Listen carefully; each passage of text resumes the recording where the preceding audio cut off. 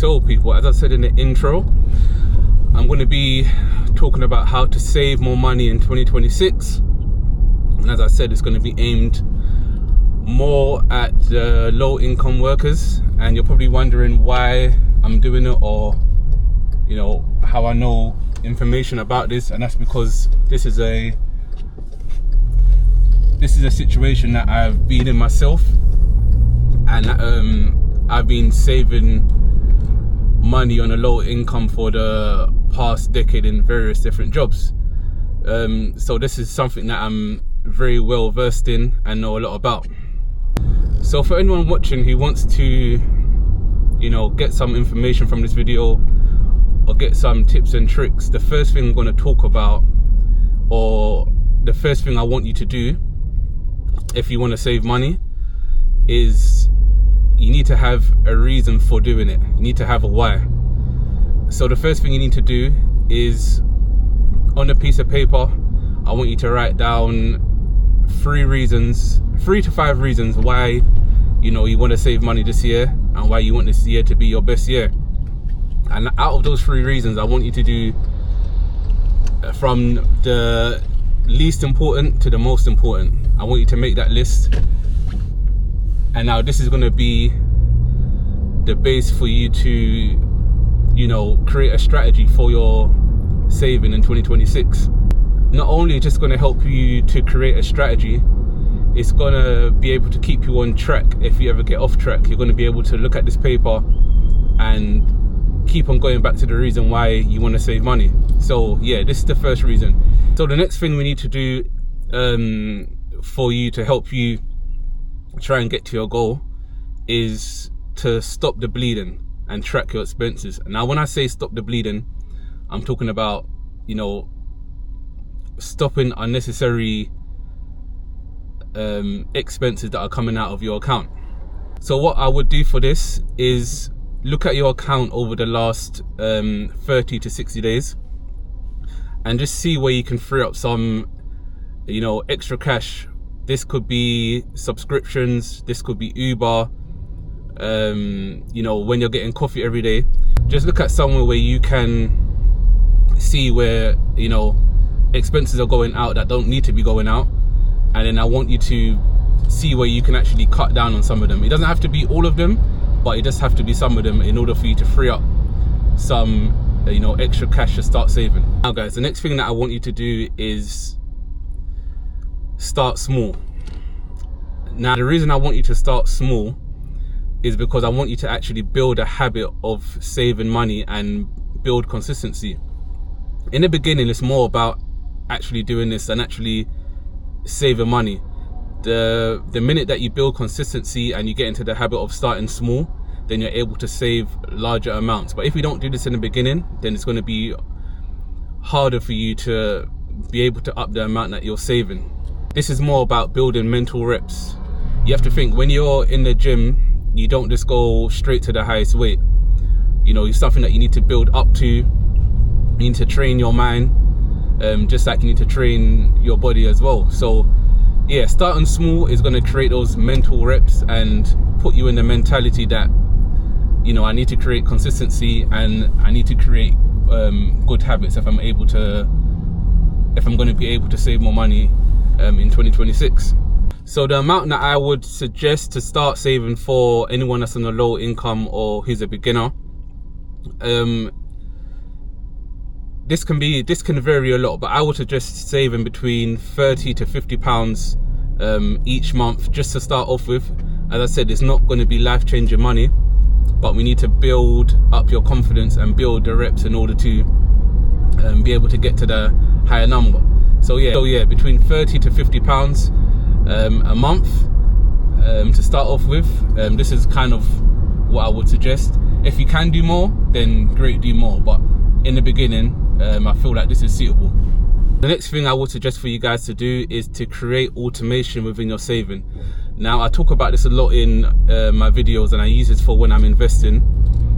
If you create automation, it takes out the guesswork of having to save money or invest. Every month, if you put it down that you're going to save 30 to 50 pounds a month, and just put it on automation. So at the end of the month, when you get paid, you'll have that money coming out of your account straight away. So what you can do, you could create another account. So out of your main account where you get paid, that 30 to 50 pounds will come out straight away at the end of the month. You don't have to think about it, and you don't have to do it yourself. The reason why this is so powerful is because a lot of the time, if that money is just sat in your account, you're going to be spending it on things that you don't need. You know, going out, buying clothes, buying food, and all these kind of things. When I say buying food, I mean like going out to restaurants when you could just stay at home. So yeah, this builds the discipline that's going to be needed to get your savings up and go into the next level. So let's talk about creating, you know, more income, increasing income. So I've worked a lot of manual labor jobs in the last decade, and one thing that they always have is a lot of overtime available. So if you're able to, you know, work an extra 3 or 4 hours a week, or even, you know, 10 to 12 hours a week on top of the hours of what you're doing already. I know everyone has different circumstances. You might have a family, or you might be someone who's single, so that's going to vary. But I feel like this is something that's going to help you. Or you could, you know, start doing stuff like freelance work, start editing YouTube videos, or whatever talent you have. Try and use that to build more income. The one that I like is actually selling items that I'm not using anymore, especially when it comes to electronics and clothing. Now, the reason I say these type of things to increase income is because you can start these things on day one and make money. You can do overtime, make money, start freelance work and relatively easily make money. And as I said, selling unused items on the day that you start, you can make money on that day. You don't have to wait. You don't have to build a business. So yeah, this is something that's definitely going to help you. You know, bringing that extra 100 to 200 pounds at the end of the month is going to be a lot, you know, over the course of a year. So yeah, increasing income is definitely important. And the next thing I want to talk about, which is probably one of the most important things on the list to save more money in 2026, which is holding yourself accountable and having someone else to hold you accountable as well. I've seen in this life, if you challenge yourself and you hold yourself accountable, there's nothing that you can't do, but you just have to be disciplined and keep to the plan.